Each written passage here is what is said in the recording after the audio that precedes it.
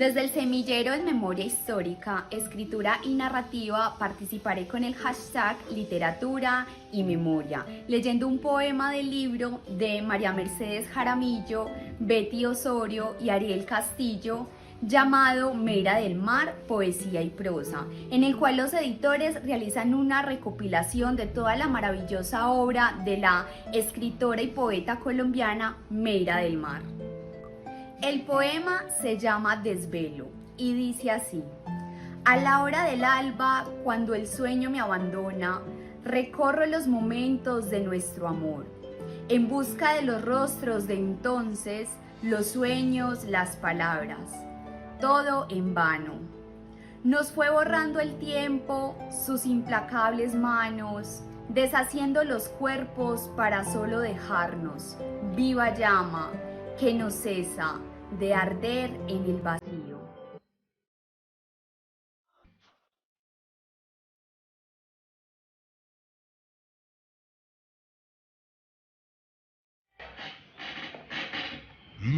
Yeah.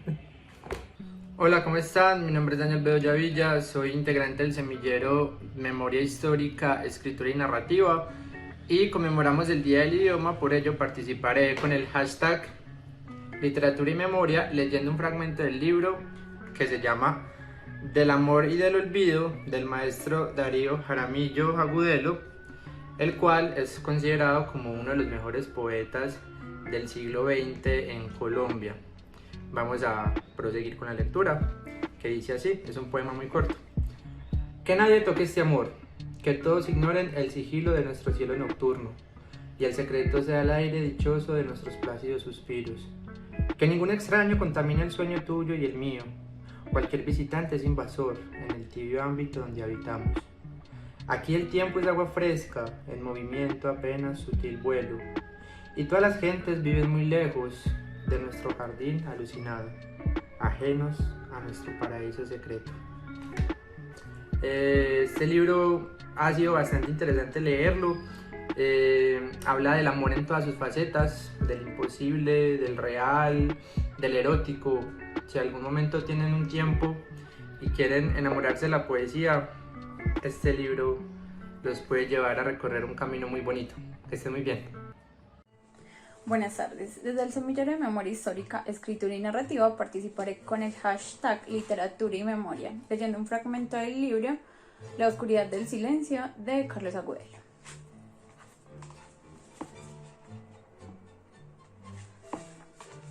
El mundo era silencio. Sebas abrió los ojos. Era el silencio de una mañana. El frío que siempre lo hacía enrollarse de nuevo en las cobijas en busca de un poco más de sueño no estaba. No se sentía somnoliento. Se levantó del piso. ¿Por qué estaba en el suelo?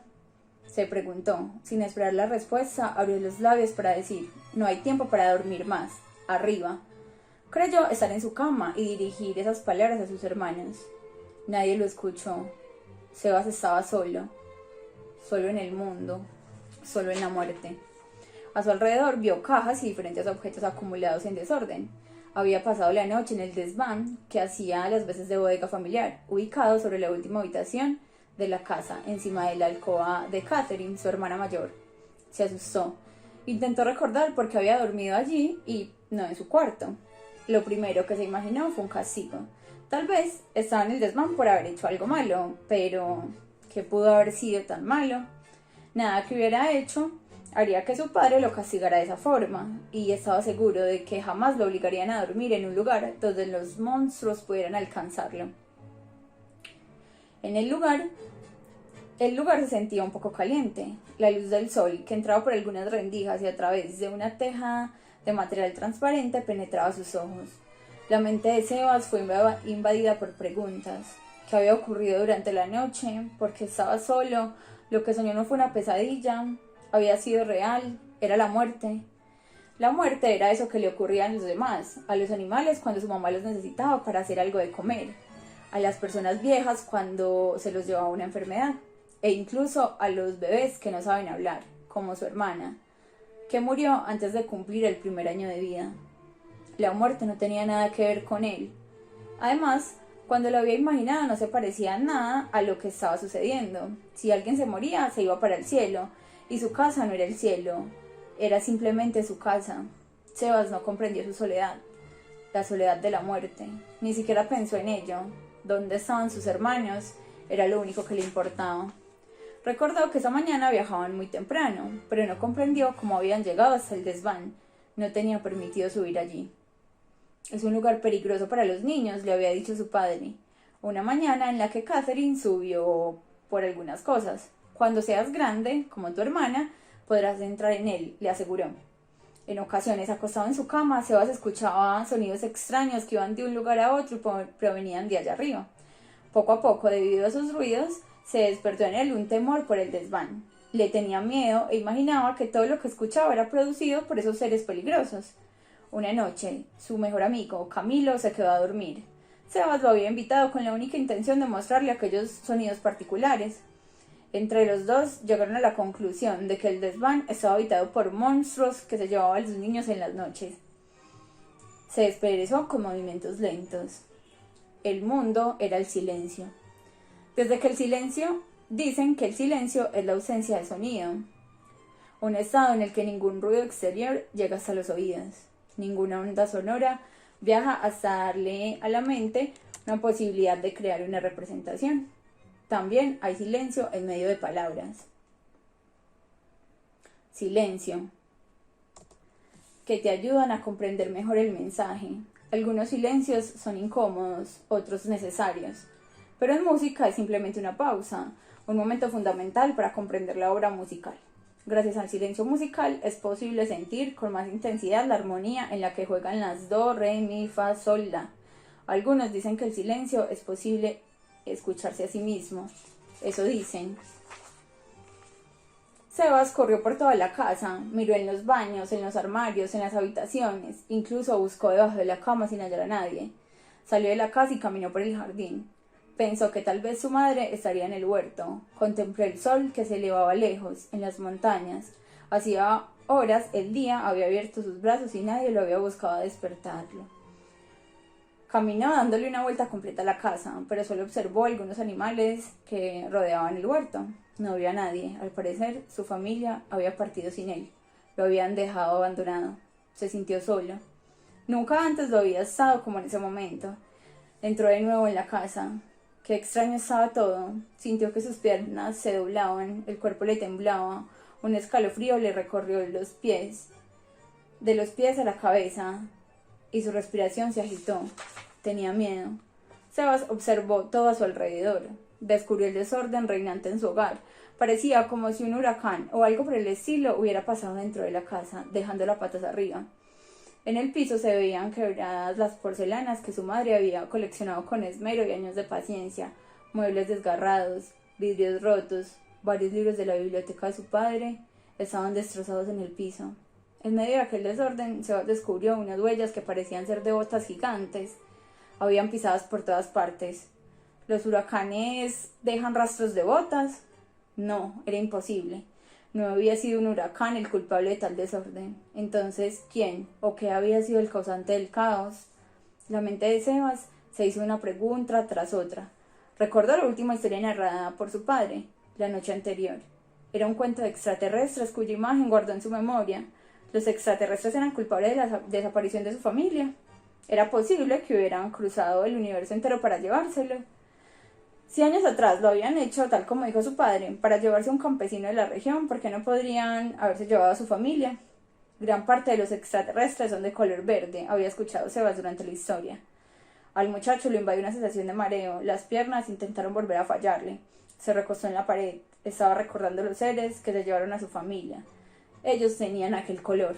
Esa fue la primera y única explicación que Sebas imaginó para todo lo que estaba viviendo. Los extraterrestres raptaron a su familia, llevándola hacia su nave espacial. Era mitad de la noche cuando llegaron los extraterrestres. Eran de color verde. Aquellos seres tenían ese color mezclado con manchas negras y café. Entraron gritando palabras incoherentes. Hablaban con gritos como si nadie pudiera escucharlos. Gritaron y gritaron, golpearon, rompieron vidrios, porcelanas. Solo Sebas alcanzó a esconderse en el desván. No supo qué pasó con sus hermanos. Los extraterrestres continuaron gritando. Por algunos momentos Sebas no escuchó nada. La casa había sido abandonada. Un momento después escuchó a lo lejos los gritos de una mujer. Supuso que era Catherine. Sonidos remotos hicieron eco en su cabeza. Pum, pum, pum. Gritos y más gritos. Palabras de dolor. Luego todo fue oscuridad y silencio.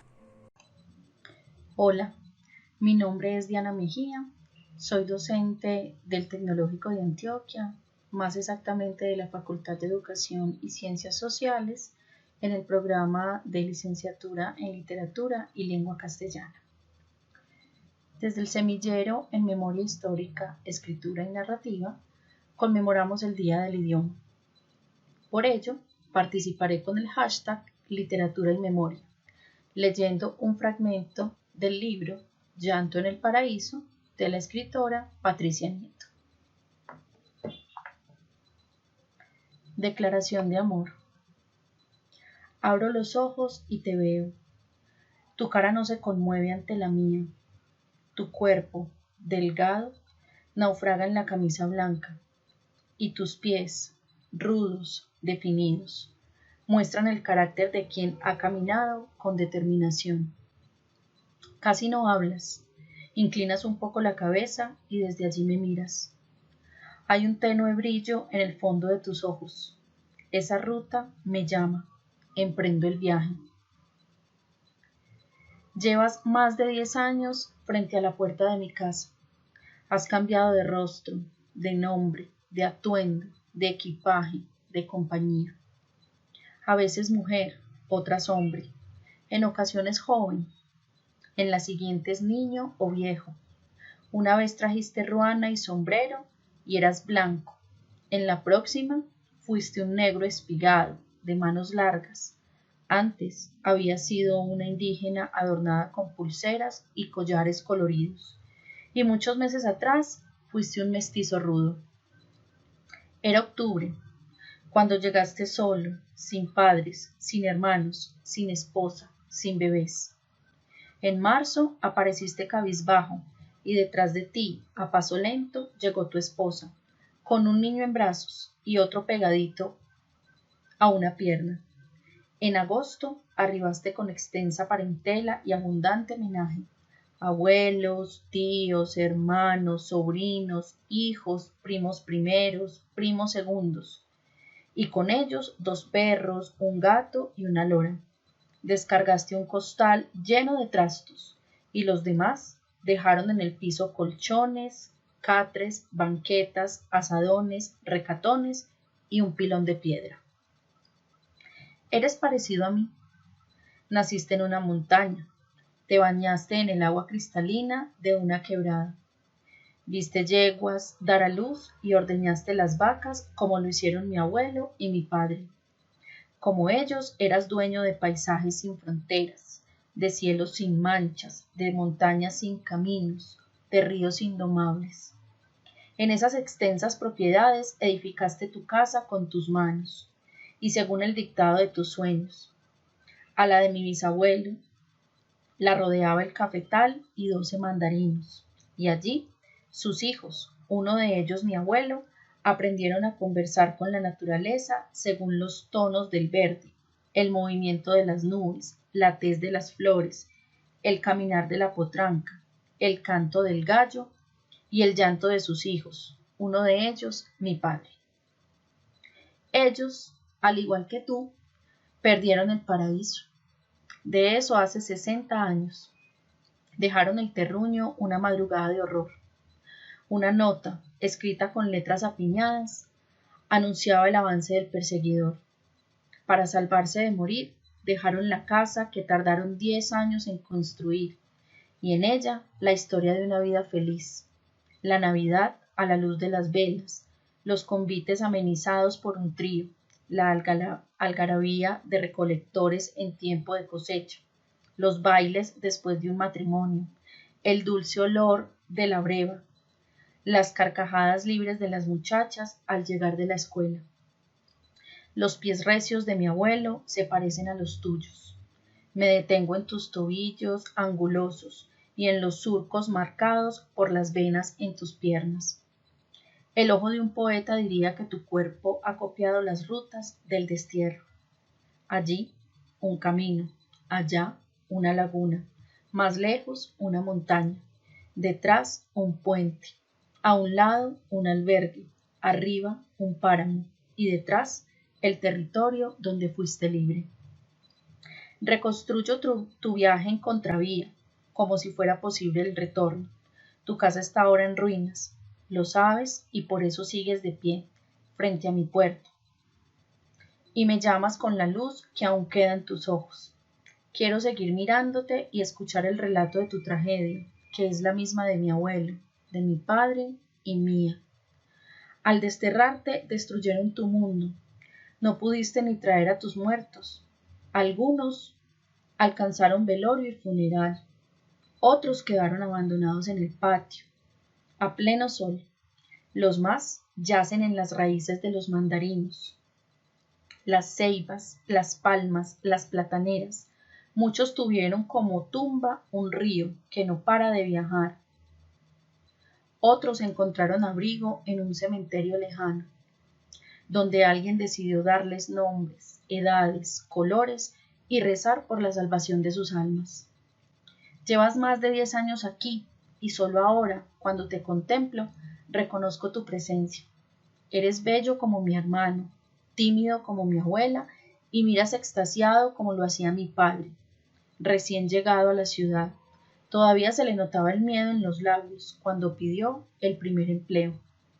A ti, el dolor, el horror, la soledad, la humillación, el cansancio se te ven en todo el cuerpo. Hoy abro la puerta de mi casa, te invito a pasar. Descarga tu equipaje, bebe de mi agua y pisa descalzo como yo la tierra que amo. Las flores de los guayacanes tapizan el prado. Siéntate allí, en medio de ese manto amarillo, y deja que te lave los pies. He preparado agua de rosas para curarte, y quiero que me enseñes a cantar como lo hacías a la orilla del río. Hola, espero que se encuentren muy bien. Mi nombre es Alejandra Zapata, estudio licenciatura en Literatura y Lengua Castellana y desde el semillero Memoria Histórica, Escritura y Narrativa conmemoramos el Día del Idioma.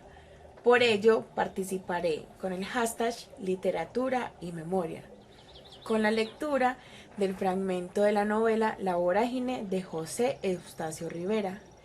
Esta novela nos hace una denuncia social acerca de la violencia y la explotación que se vivió en el Amazonas acerca de la fiebre del caucho. Oh selva, esposa del silencio, madre de la soledad y de la neblina. ¿Qué hado maligno me dejó prisionero en tu cárcel verde? Los pabellones de tus ramajes como inmensa bóveda siempre están sobre mi cabeza, entre mi aspiración y el cielo claro, que solo entrego cuando tus copas estremecidas mueven su oleaje, a la hora de tus crepúsculos angustiosos. ¿Dónde está la estrella querida que esta tarde pasea las lomas? Aquellos celajes de oro y múrice con que se viste el ángel de los ponentes.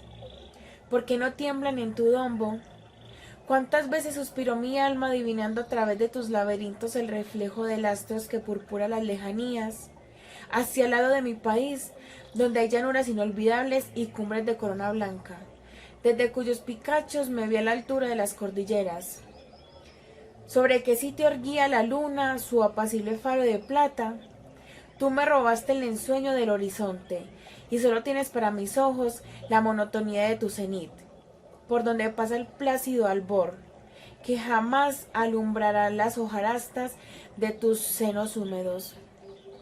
Tú eres la catedral de la pesadumbre, donde dioses desconocidos hablan a media voz, en el idioma de los murmullos, prometiendo longevidad a los árboles imponentes, contemporáneos del paraíso que ya eran decanos cuando las primeras tribus aparecieron y esperan impasibles en el hundimiento de los siglos vertunos.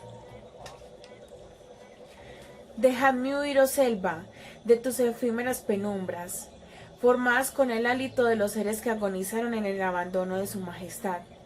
Tú misma pareces un cementerio enorme, donde te pudres y resucitas. Quiero volver a las regiones donde el secreto no aterra a nadie, donde es imposible la esclavitud, donde la vista no tiene obstáculos y se encumbra el espíritu de la luz libre. Quiero el calor de los arenales, el espejo de las canicias, la vibración de las pampas abiertas. Déjame tornar a la tierra donde vine, para desandar esa ruta de lágrimas y sangre que recorrí en nefardo día, cuando tras la huella de una mujer me arrastré por montes y desiertos, en busca de la venganza. Diosa implacable que solo sonríe sobre las tumbas. Espero que disfruten mucho este día tan especial para nosotros. Hola, mi nombre es Brian Galvis. Desde el Semillero en Memoria Histórica, Escritura y Narrativa conmemoramos el Día del Idioma. Por ello participaré con el hashtag Literatura y Memoria leyendo un poema del libro El crecimiento del vacío de Néstor Raúl Correa. Haz como si los cuerpos que bajan por el río con gallinazos no fueran de nadie, hija mía. Como si el ruido de cráneos en las fosas se parecieran al silencio que hay en el silencio, hijo mío. Como si lo que pasa día a día no pasara. Muchísimas gracias. Hola, mi nombre es Valentina y desde el Semillero de Memoria Histórica, Escritura y Narrativa conmemoramos el Día del Idioma y por ello participaré con el hashtag Literatura y Memoria, leyendo un texto de Gonzalo Arango llamado La oración por todos. La oración por todos. Un minuto de silencio y luego os diré por quién. ¿O sería mejor pedir un minuto de protesta? Y no es por los muertos ni por la inocencia asesinada, es por los vivos que siguen muriendo para nada.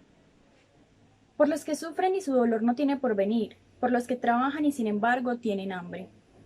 Por los que suspiran en las prisiones y en las fábricas, por un rayo de luz y de libertad.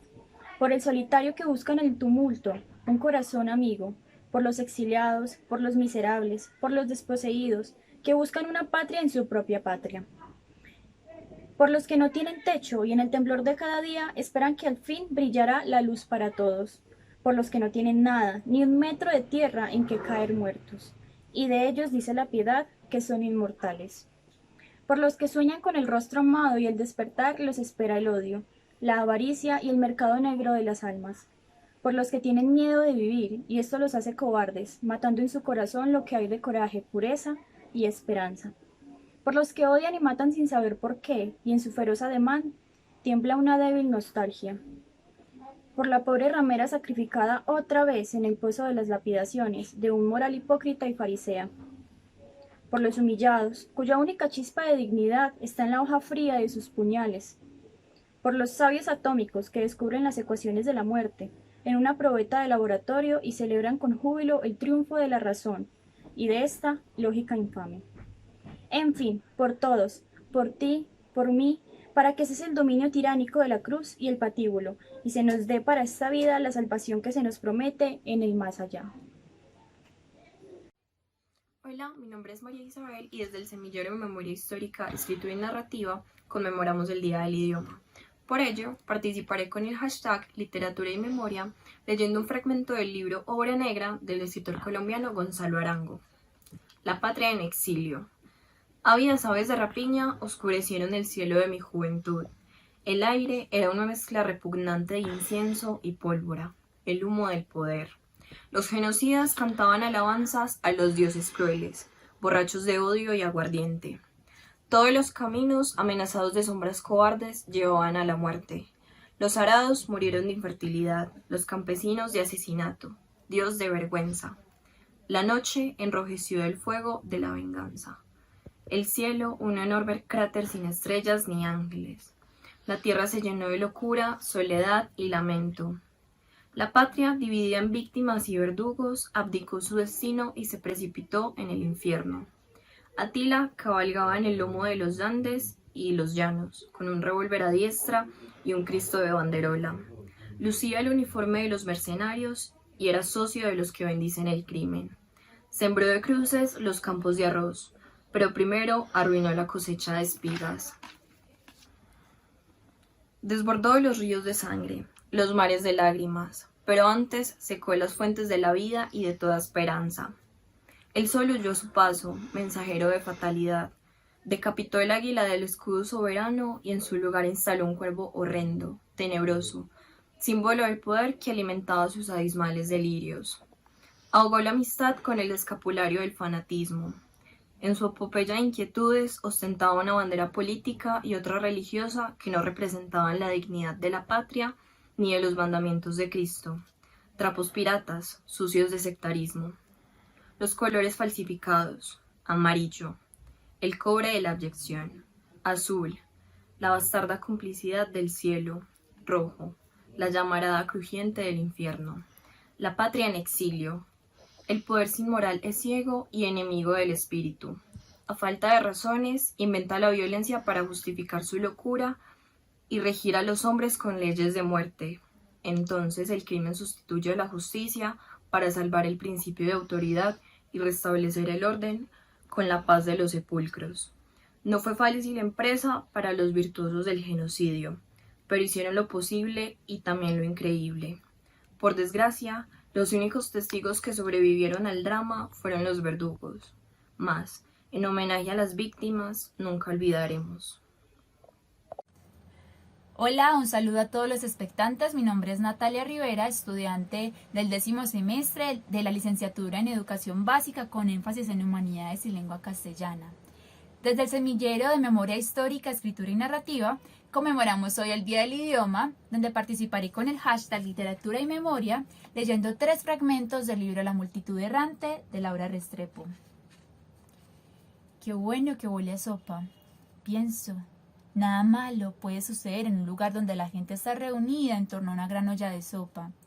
La vida bulle aquí adentro y la muerte aguarda afuera. Y el límite entre la una y la otra no es más que un hervor de sopa, una araña que teje su tela, una trama de mínimos gestos que se erigen en muralla. Al igual que los ranchos de los invasores, todo acá está hecho de la nada, de huellas, de recuerdos, de 3 puntillas y unas latas, de olores, de intenciones, de apegos, de macetas con geranios y una fotografía de la abuela. En el resto del mundo todo pesa con la irrealidad de la materia. Aquí levitamos. Los días recuperan toda la libertad de inventarse a sí mismos y gracias a una aritmética rara que resulta de sumar nada con nada, se las ingenian para transcurrir en forma decisiva. Quiero decir que conservan el don de significar. Los conservadores pintaron de azul todas las puertas del pueblo, pintaron de azul hasta las vacas y los burros, y dicen que al que se atreva a andar de colorado le van a atajar la garganta. Éramos víctimas, pero también éramos verdugos, reconoce 7x3. Huíamos de la violencia, sí, pero a nuestro paso la esparcíamos también.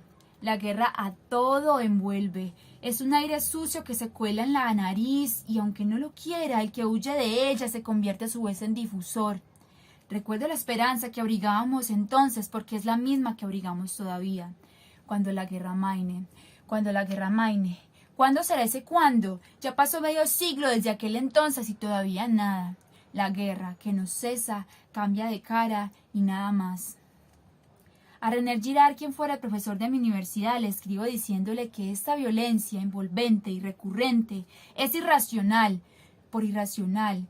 Y él me contesta que la violencia no es irracional, que nadie como ella para llenarse de razones cuando quiere desencadenarse. No hay nada en el mundo. No hay un país más hermoso que este. No, no lo hay. Ni más asesino tampoco. Hola, desde el semillero en Memoria Histórica, Escritura y Narrativa, participaré con el hashtag Literatura y Memoria con un fragmento del libro La multitud errante de Laura Restrepo. Entonces, vámonos a bailar, le propuse la otra noche. Aquí en tu país he aprendido que cuando las cosas no tienen solución, el mejor remedio es irse a bailar. Era un sábado fresco de diciembre y él estuvo de acuerdo, y en el camión de las monjas bajamos hasta un bailadero muy popular llamado Quinto Patio, que queda en pleno centro de Tora. Se aproximaba la Navidad y en las calles estrechas, adornadas con ristras de luces de colores, las gentes de buena voluntad andaban compartiendo natilla y buñuelos, cantando villancicos con piticos y tamboras y rezando ante los pesebres la novena de aguinaldo. Ni la luna de azogue que nos abrazaba, ni el intenso olor nocturno a jazmín, ni el estruendo que desde las rocolas metía el grupo Nietzsche con su cali pachanguero, ni siquiera el próximo advenimiento del Rey de los Cielos había logrado aplazar la matazón. Y de tanto en tanto la guerra nos echaba en cara su porfía. Unos tiros en una esquina, una explosión en la distancia y huyendo por todos lados esa loca euforia de estar vivo que caracteriza a esta tierra inefable. No hay en el mundo un país más hermoso que este, le decía yo esa noche a 7x3, mientras le comprábamos a un ambulante tajadas de mango verde con sal. No, no lo hay, ni más asesino tampoco. En la penumbra roja y acogedora del quinto patio, 7x3 y yo nos pusimos a bailar. Al principio unos merengues tímidos y después unas salsas enardecidas, que él, como buen colombiano, ejecutaba con agilidad, mientras yo bregaba a seguirle el paso con la torpeza extranjera de mis pies.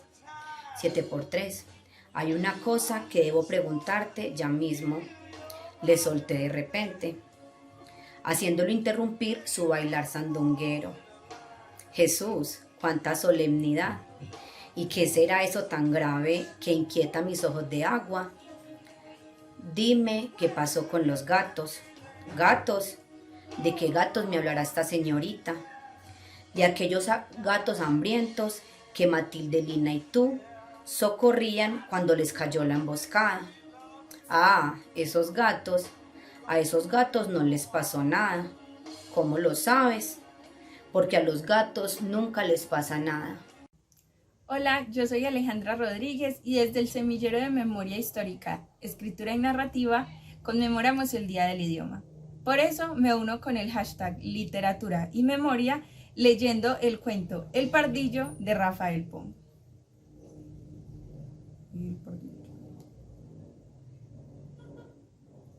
El pardillo.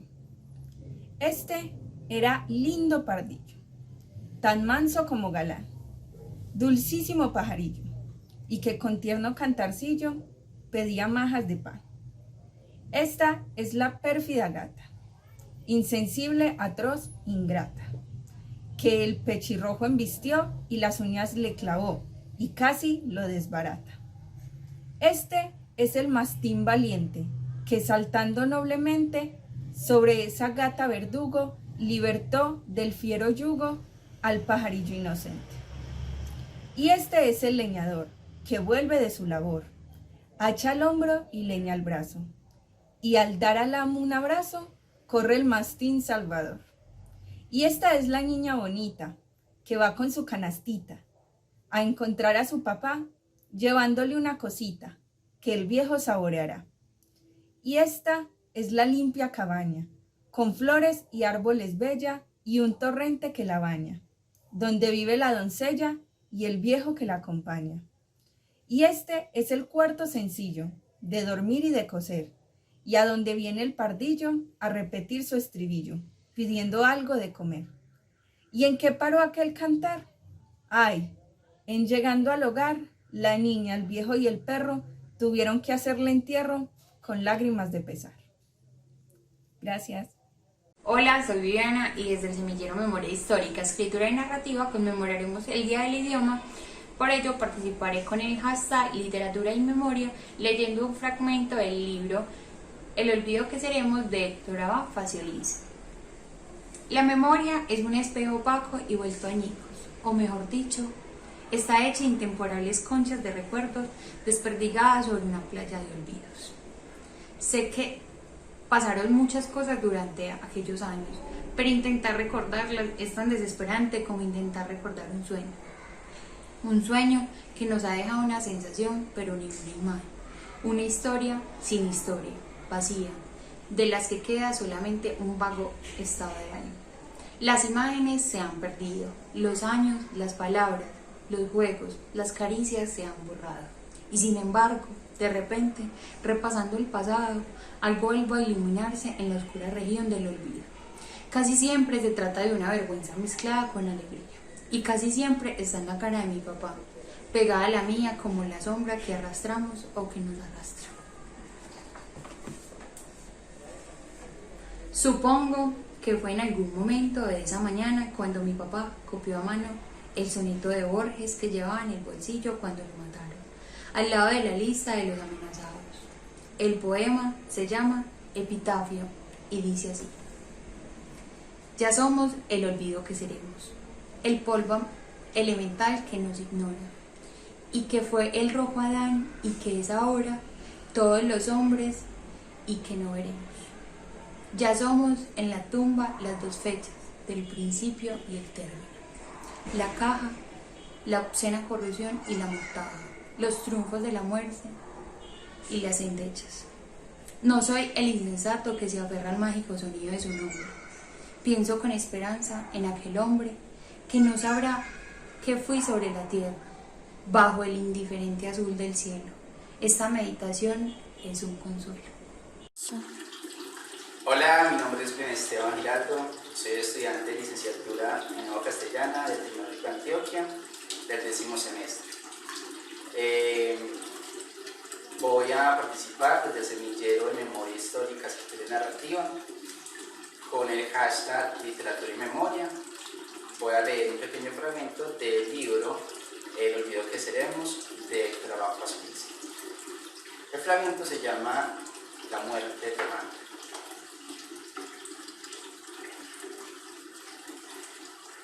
Y después de ese paréntesis de felicidad casi perfecta, que duró algunos años, el cielo envidioso se acordó de nuestra familia y ese Dios furibundo en el que creían mis ancestros, descargó el rayo de su ira sobre nosotros, que tal vez sin darnos cuenta, éramos una familia feliz, e incluso muy feliz.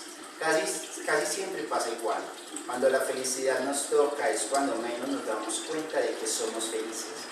Y tal vez las alturas nos mandan nuestra buena dosis de dolor para que aprendamos a ser agradecidos. Aunque esta es una explicación de mi mamá y nada explica. Y no pongo como mía, ni suscribo, pero que sí escribo, porque mientras la felicidad nos parece algo natural y merecido, las tragedias nos parecen algo enviado desde afuera, como una venganza o un castigo decretado por potencias malignas a causa de oscuras culpas, o por dioses justicieros o ángeles que ejecutan sentencias ineluctables. Sí, éramos felices, porque mi papá había vuelto de Asia definitivamente y ya no pensaba volver a irse nunca. Pues la última vez se había deprimido hasta el borde mismo del suicidio. Y por fortuna ya no lo estaban persiguiendo en la universidad por comunista, sino, sin mucho, por reaccionario, porque todos los felices, para los comunistas, eran en esencia reaccionarios, debido a que lo eran en medio de felices y desposeídos. Éramos felices porque por un momento pareció que los poderosos de Medellín confiaban en mi papá y lo dejaban actuar, trabajar, pues veían que hacía programas útiles de medicina pública, vacunaciones, promotoras de salud, acueductos veredales, y sus acciones no se quedaban en palabras y palabras como las de tantos otros. Y entonces, como mi papá ya no veía su trabajo en peligro y mi mamá estaba empezando a ganar más plata que él, nos dábamos ciertos lujos, como ir de vez en cuando a un restaurante chino, todos juntos, o abrir una botella de vino casi inusitada, única, para atender al Dr. Saunders, o recibir mejores regalos en Navidad, una bicicleta, una grabadora de cassettes, o ir a ver en procesión familiar una película que a mi papá le parecía lo mejor que había visto, Una leona de dos mundos, de la que recuerdo el título, La fila para entrar al cine, Lido y poco más. Éramos felices porque nadie se había muerto en la familia y todas las semanas nos íbamos para la finca desde el viernes hasta el domingo. Una finca pequeña de 2 cuadras, en Llano Grande, en tierra fría, que tío Luis, el cura enfermo, le había regalado a mi mamá con sus ahorros de toda la vida. Y como la situación estaba mejor, mi papá hasta me había comprado un caballo, amigo. Así lo habíamos puesto. Amigo, un táparo flaco y moro, desgarbado, con la misma estampa de Rocinante, cada semana más flaco en las costillas, porque no había pasto en la finca. Pero que a mí me parecía un potro árabe, por lo menos, o un pura sangre andaluz, cuando salía a galopar por los caminos que pasaban cerca de la finca. Y desde eso confundo la felicidad, además de las calles de Cartagena, con un paseo a caballo por el campo, sin nadie que me hable, sin tener que hablarle a nadie, solo con el caballo, como el llanero solitario, que era mi revista de muñequitos preferida, cuyo protagonista era una especie de Quijote sin Sancho, que deshacía en tuertos en las planicies de Texas o de Tijuana, o de alguna parte que nunca reconocí como parte de este mundo, sino del mundo del más allá que representan las revistas de muñequitos. El día que el caballo había llegado a la finca, sin embargo, yo recibí, o mejor dicho, no supe recibir un mensaje de la vida, o de la sabiduría que debería darnos la experiencia, casi nunca nos da, que debía haberme puesto sobre aviso de lo amenazada de desdicha que está en todo momento la felicidad. Mi papá me lo tenía de sorpresa, y ese sábado al mediodía, al llegar a Llano Grande, en el quiebrapatas de la finca, paró el carro y señaló hacia el potrero. Mira, ahí está lo que querías, el caballo. A mí el corazón me dio un brinco de felicidad en el pecho. Al fin iba a poder tener lo que más me gustaba de la finca del abuelo: los paseos a caballo, sin tener que someterme a la desgracia de separarme de mi papá por las noches. Entonces quise saltar del carro, del viejo Plymouth azul celeste, abrir el portazuela a toda velocidad, brinqué al suelo y tiré la puerta con todas mis fuerzas para poder correr hacia donde estaba el caballo. Me precipité tanto que dejé 2 dedos expuestos y yo mismo me los machuqué con la puerta. Sentí un dolor lacerante. Una uña saltó y los 2 dedos se pusieron morados de sangre. La alegría y el gozo se convirtieron en una horrible tortura. La risa de alegría se mezcló con el llanto y solo pude ir a conocer a amigo un buen rato después. Desde el Semillero de Memoria Histórica, Escritura Narrativa, conmemoramos el Día del Idioma. Por ello participaré con el hashtag Literatura y Memoria leyendo un fragmento del libro Rayuela de Julio Cortázar, específicamente el capítulo 34. Y las cosas que lee, una novela mal escrita, para colmo, una edición infecta. Uno se pregunta cómo puede interesarle algo así. Pensar que se ha pasado horas enteras devorando esta sopa fría y desabrida. Tantas otras lecturas increíbles. Él y François, los tristes magazines que le presentaba Babs. Y me fui a vivir a Madrid. Me imagino que después de tragarse 5 o 6 páginas, uno acaba de engranar y ya no puede dejar de leer. Un poco como no se puede dejar de dormir o de mear, servidumbres o látigos o babas. Por fin supe hallar un término de conciliación, una lengua hecha de frases precuñadas para transmitir ideas archipodridas. Hola, muy buenos días, mi nombre es Cristian David Zapata Echeverri. Voy a leerles un fragmento del libro Reptil en el tiempo de María Elena Uribe, y dice así: Hija, no pensaba escribirte. No quería perturbar tus estudios con los problemas de tu viejo padre. Soy viejo, ¿sabes? ¿Acaso he de advertirlo? Para ti lo he sido siempre. Creo así veía a mi padre. Ahora me doy cuenta de que he sobrepasado los años que él vivió, y hasta hoy me considero joven. Estoy triste, maligna, por eso te escribo como nunca lo había hecho. Ya habrás notado que no es mi estilo, de costumbre. Mejor dicho, sí lo es, pero lo disimulaba. No me gustaba dejarme dominar de mi sentimentalismo. Llevo muchos años superándolo y ya ves, hoy me contengo. Tú estás joven, Maligda. Tú sigues venciendo hasta que la vida te detenga como a mí hoy. Mi voz está cansada. Tal vez te siga hablando en esta forma cuando vengas. Es la 1 y ya dormí. El resto de la oscuridad me parece una propagación extraña de la noche, en la que la vida y la muerte me poseen por igual fuerza. No hay lucha entre ellas, solo yo me rebelo inútilmente contra una y la otra, y en medio estás. Tu sombra se inclina sobre el papel, oigo tu respiración y ese ruidito que haces con la boca para despegar los labios, también me acompaña. Sé que la sensación de tu presencia la produce mi soledad. Estoy solo como siempre, y en este largo aislamiento fuiste mi compañera. Gracias, me hiciste muy feliz. Muchas gracias. Buenas tardes, mi nombre es Manuela Grisales Quiseno, soy estudiante del sexto semestre de la licenciatura en Literatura y Lengua Castellana y también pertenezco al semillero de investigación en Memoria Histórica, Escritura y Narrativa.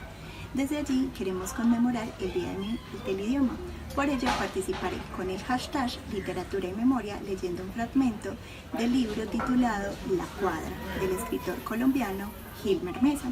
De antemano me disculpo si escuchan un ruido ajeno a mí, pero estoy en la cuadra en mi bar. Empezaré narrando la primera hoja, la cual cita al cantante Rubén Blades con su poema Las calles. Las calles de nuestros barrios nunca toman prisioneros, quiebran al que no resiste, sea local o sea extranjero. Ahí la paciencia no existe con los que son majaderos. Cada víctima es culpable si cayó por traicionero. Son páginas estas calles que se cogen con los años, escritas en un idioma que no entienden los extraños. Nacimos de muchas madres, pero aquí solo hay hermanos.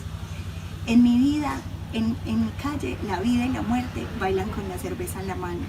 Soy de aquí, de los que sobrevivieron, soy de aquí.